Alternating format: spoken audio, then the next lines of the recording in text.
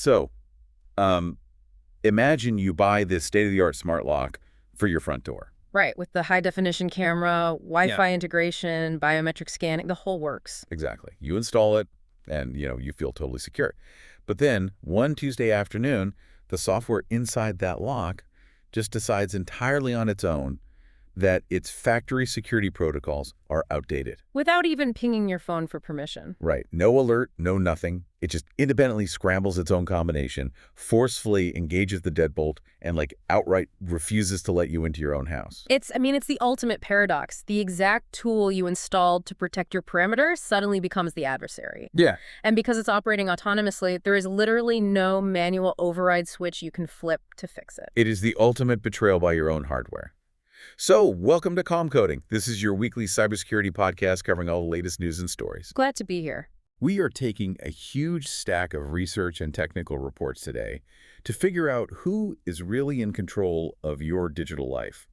So if you're looking to understand the mechanics behind this week's most complex tech stories, you are in the exact right place. Yeah, because we are looking at a digital landscape that is, actively shifting right under our feet. Oh, absolutely.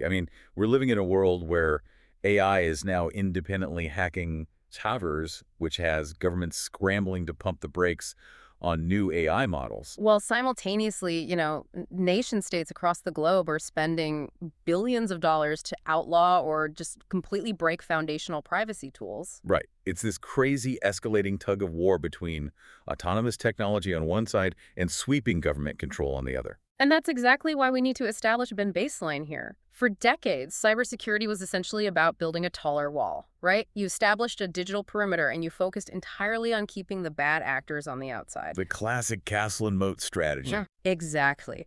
But that traditional perimeter concept is entirely dead. We've officially entered an era of automated, highly resourced digital warfare.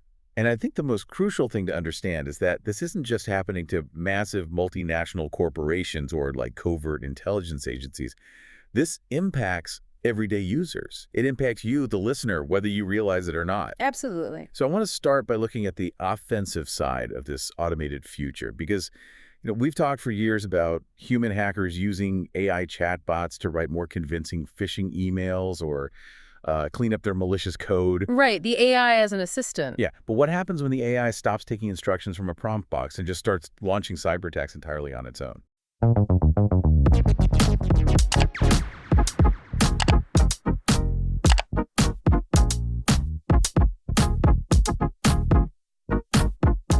Well, you get a very real and very uncomfortable glimpse into the future of autonomous malware. And researchers at CISTIC just documented the very first case of exactly this happening out in the wild. They discovered this threat they've dubbed JADEPUFFER. Yeah, JADEPUFFER, which is the first documented instance of agentic ransomware being run entirely by a large language model. Which is wild. So to break down how this actually worked, the AI exploited a known vulnerability in an internet-facing Langflow instance.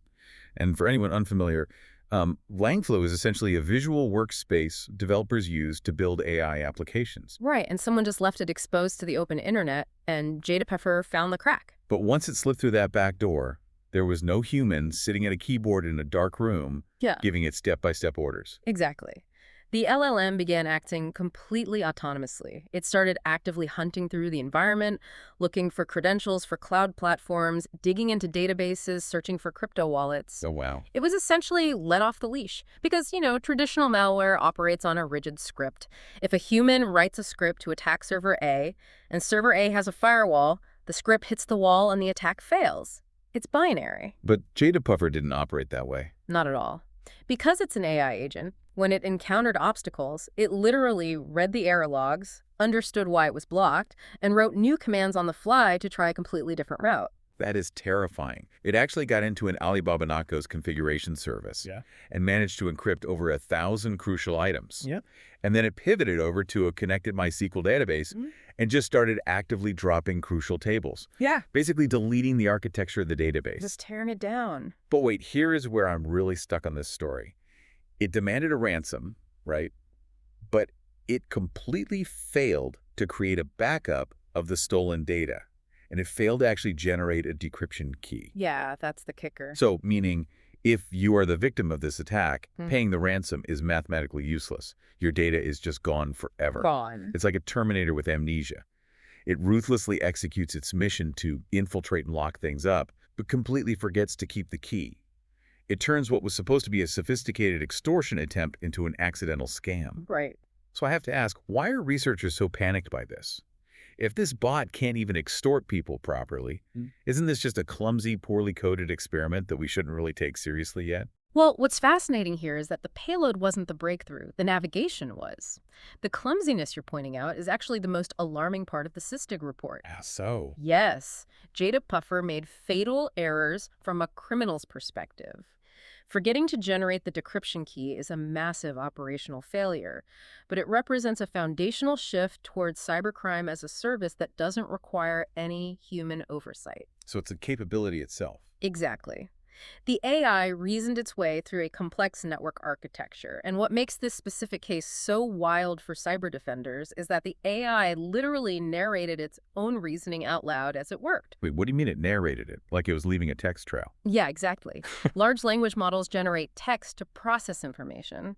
So the SysTig team noted that JADEPUFFER was incredibly verbose. It was leaving this massive trail of its internal logic as it navigated the system. Oh, wow. It would effectively write out, I am trying this port, access denied. I will now attempt to use these credentials on this secondary database. That's cool. And right now, that verbosity is the model's biggest weakness. It gives cyber defenders a highly unique way to detect LLM-based threats because traditional malware is completely silent. JADEPUFFER practically announced its problem-solving process over a megaphone. But I'm guessing that won't last forever. Right. The underlying capability, an AI figuring out how to pivot, read an error log, and write a new exploit when its initial attack vector is blocked. That is the terrifying part. Once criminal syndicates refine these models to be less verbose and to, remember things like decryption keys, the sheer volume and scale of automated attacks will be unlike anything our current infrastructure is built to handle. And that unguided, autonomous problem-solving is exactly the kind of capability that has governments absolutely panicking right now. Oh, without a doubt. Which leads directly into our next story. We're seeing unprecedented government intervention in how defensive and generative AI models are released to the public. OpenAI's highly anticipated ChatGPT 5.6 is facing a staggered rollout. Yeah, a very staggered rollout. They're starting with a limited preview strictly for trusted partners via an API. And this delay wasn't OpenAI's idea. It was forced by a U.S. executive order that requires a mandatory 30-day preview period for the government to thoroughly assess the model's capabilities. And OpenAI expressed some pretty clear frustration about this. They argued that this bureaucratic delay actually keeps vital advanced tools away from the cyber defenders who need them most. Right. And when this does eventually roll out, we are looking at 3 distinct models, all named after celestial bodies. Which is a cool naming convention, I have to admit. Yeah, so, okay, let's unpack this. First, you have Solai. This is their flagship, absolute big brain model designed for complex coding, biology, and cybersecurity tasks. It features these new max and ultra modes that deploy extra sub-agents. Right. Then there is Terra, which is the balanced daily driver. It performs at GPT 5.5 levels, but at half the computing cost. And finally, Luna, which is the fastest, most affordable model meant for high-volume, simple data tasks. So, to visualize this, I think of them like vehicles. Solai is your heavy-duty, semi-truck hauling complex cybersecurity code. Terra is your reliable family sedan. And Luna is like a zippy electric scooter for quick errands. That's a perfect way to look at it, especially Sol. Because if you give Sol a massive cybersecurity problem to solve, it acts like a general contractor. It autonomously hires subcontractors. Oh, really? Yeah, it spins up a plumbing agent to look at network flow, an electrician agent to look at code vulnerabilities, and a framing agent to build the defensive script. And they all work simultaneously to complete the task. But okay, I have a serious pushback on the government's strategy here. If Sol has these advanced cybersecurity and coding capabilities, aren't we actively handicapping our own cyber defenders by delaying it? While rogue actors like whoever unleashed JADEPUFFER are completely ignoring these safety frameworks anyway. It's a totally valid point. But if we connect this to the bigger picture, you have to view this through the lens of a federal regulator. Governments no longer view AI as just a consumer software product. It's now being treated as critical national security infrastructure. ChatGPT 5.6's true test is going to be its agentic capabilities. Can it execute multi-step tasks without hand-holding, much like the autonomous malware we just discussed? If it can, ensuring it can't be easily weaponized is the highest national security priority. That makes sense. This theme of government stepping in to control or throttle technology flow brings us to a far more aggressive scenario. Because if you want to see what happens when a government really cracks down, we have to look at Russia's massive active cyber war against privacy tools.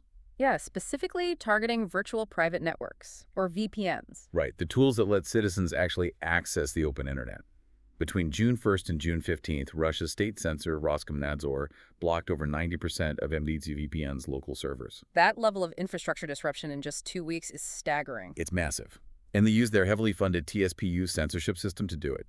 Independent estimates put the budget for this specific system between $770 million and nearly $900 million. Just a massive war chest. Yeah, and they use that money to implement automated network fingerprinting to identify VPN traffic, specifically targeting the Amnezia WG protocol. And when that automated system wasn't enough, they escalated to active DDoS attacks and phishing schemes directly against Amnezia staff. They really threw everything they had at them. Here's where it gets really interesting, though. Network fingerprinting isn't just looking at the destination of the web traffic. It's looking at the shape of the DAN packets and the microscopic timing intervals between them. Right. It's like a club bouncer who doesn't just check your ID at the door, but memorizes the exact rhythm of your heartbeat and the exact way you swing your arms when you walk, just to spot you in a crowd and kick you out. That is exactly what it is. But despite all of this, Amnezia VPN actually survived. Independent audits confirmed absolutely no data was breached. And in response, they released an updated, stealthier protocol that entirely strips out the network fingerprint. They're now expanding to 100 locations and even compensating affected users. Which is incredible. But how? How can a single, open-source VPN provider realistically survive a financial mismatch against a censor backed by an $898 million war chest and active state hackers? It sounds completely impossible on paper, but it perfectly illustrates the extreme agility of open-source development versus sluggish state bureaucracy. What do you mean? Think about what the Russian censors actually bought with all those millions. They spent fortunes developing rule sets to detect the specific packet size and timing the fingerprint of that protocol. In response, Amnezia literally stripped the fingerprint out of the protocol. Moved it completely. Yeah. They added random, meaningless data to their packets. They randomized the traffic sizes and the timing intervals, so they rendered the state's incredibly expensive rule set completely useless overnight. That's brilliant. The state takes millions of dollars and months of planning to change direction. The open-source developers see the block, rewrite the code, and push an update the same day. And we have to remember, for Russian citizens, these tools aren't just software. They are a critical lifeline to the free web. Absolutely. Yeah. Now, you might assume this extreme hostility toward VPNs is completely isolated to authoritarian regimes. But Western democracies are dangerously close to treating these foundational security tools as mere contraband, too. Yeah, unfortunately. Let's look at New Zealand. Reports surfaced that their education minister, Erica Stanford, was actively considering VPN restrictions to enforce an upcoming under-16 social media ban. And this raises an important question about the fundamental failure in digital literacy among lawmakers. Because the idea was that VPNs are just circumvention tools used by teens to bypass age gates, right? Well, this sparked a fierce pushback. The ACT Party made anti-encryption a strict red line, and the Free Speech Union called the idea literal censorship infrastructure. The backlash was so intense that Prime Minister Christopher Luxon had to issue an outright denial, stating firmly there is no plan to ban VPNs. So what does this all mean? Comparing a VPN ban to enforce a teen social media rule is like banning window curtains in every house just to make sure kids aren't staying up late watching TV. It's an incredibly blunt instrument. Exactly. But aren't governments completely missing the point? I mean, if businesses and journalists rely on this encryption, isn't targeting VPNs for a social media ban a catastrophic misunderstanding of cybersecurity? I strongly agree. VPNs are essential security software designed to protect sensitive data from hackers on public Wi-Fi, shield corporate secrets, and protect citizens from mass surveillance. Right. To treat them simply as age-gate workarounds threatens the cybersecurity infrastructure of the entire population. You can't mandate a backdoor that only lets the good guys in. If you break the encryption, you break it for everyone. It's a stark reminder of how fragile our digital privacy really is. Well, we have covered a massive scale of information today. Thank you so much for joining us on Calm Coding. It's been great. We've seen AI evolve into autonomous hackers with the JADEPUFFER ransomware, witnessed the U.S. government forcibly delaying ChatGPT 5.6 out of caution, watched open-source developers outsmart an $800 million Russian censorship machine, and seen New Zealand citizens successfully fight back against misguided encryption bans. And as we wrap up, I'd like to leave you with a final thought to ponder. We discussed how AI models like ChatGPT 5.6 are becoming incredibly adept at mimicking human behavior, and we saw how state sensors rely on network fingerprinting to block traffic. Right. So how long before we see VPNs utilizing autonomous AI agents to dynamically change their own fingerprints in real time? Yeah. Constantly shifting to outsmart government firewalls before the sensors even realize the rules have changed. Oh, wow. An automated cat-and-mouse game at the packet level. Yes. That is something to think about. Thank you again to you, the listener, for sharing your time with us. Stay curious, stay secure, and we will catch you on the next deep dive into the source material.